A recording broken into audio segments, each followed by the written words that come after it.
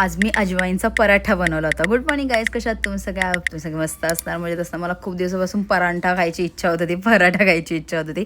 तर म्हटलं आज फायनली बनवूया. त्यासाठी मी पिठात टाकलं होतं ओवा, मीठ आणि मस्तपैकी पीठ रेडी करून गेलं. त्याच्यात मी बटाटे ऑलरेडी बॉईल करून घेतले होते आणि ते इतके गरम होते, हाताला चटके लागत होते. तरी मला कट करायचे. काही काही जण असे हाताने बारीक करतात, पण मला असे कट केलेले आवडतात, छान लागतात खायला म्हणून. त्याच्यानंतर कढईत टाकलं होतं तेल, कढीपत्ता, जिरा आणि बारीक चिरलेला कांदा आणि बारीक चिरलेलं लसूण. हे सगळं असं टाकून मस्तपैकी मिक्स करून घ्यायचं. कांद्याचा थोडा कच्चा वास जाईपर्यंत मी त्याला ते मिक्स करून घेते. त्याच्यानंतर मग त्याच्यात टाकलं तर हिरवी मिरची, हळद आणि मीठ, दॅट्स इट. बाकी काहीच टाकलं नव्हतं. आणि ह्या ना बॉईल केलेला बटाटा, मग हे सगळं मिक्स केल्यानंतर बॉईल केलेला बटाटा त्याच्यामध्ये टाकायचं. मला ॲक्च्युली हे सांगायचं होतं की मुलुंडला ना एक सँडविच मिळतं, म्हणजे पप्पा नेहमी आणतात ते सँडविच. त्या सँडविच खाल्ल्यानंतर ना तिथे बटाट्याची अशी स्लाईज मिळते आणि त्याच्यावर ना हे असतं चाट मसाला आणि मीठ टाकलेला. कच्चा बटाटा खायला इतका मस्त लागतो ना तो. तसाच मी इथे ट्राय करत होते, खूप भारी लागतो माहिती आहे. तुम्ही एकदा ट्राय करा नक्की सँडविच केल्यानंतर. मी एकदा ना आता कधी सँडविच केलं ना तेव्हा मी तुम्हाला दाखवेलच. हे सगळं असं मिक्स करून घ्यायचं. त्याच्यानंतर मी पराठा बनवायला घेतला होता मस्तपैकी.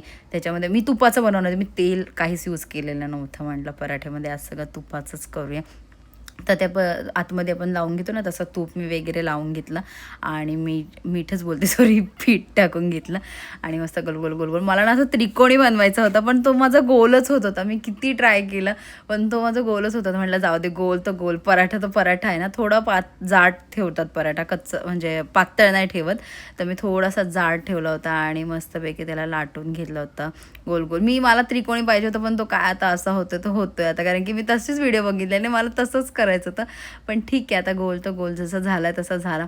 मस्त तवा गरम केला होता आणि ह्याला चांगलं शेकवून घेतलं होतं आणि ह्याला पण मी तूपच लावलं होतं, तेल यूज नाही केलं मी, कारण की माझ्याकडे भरभरून तूप आहे ना म्हणून.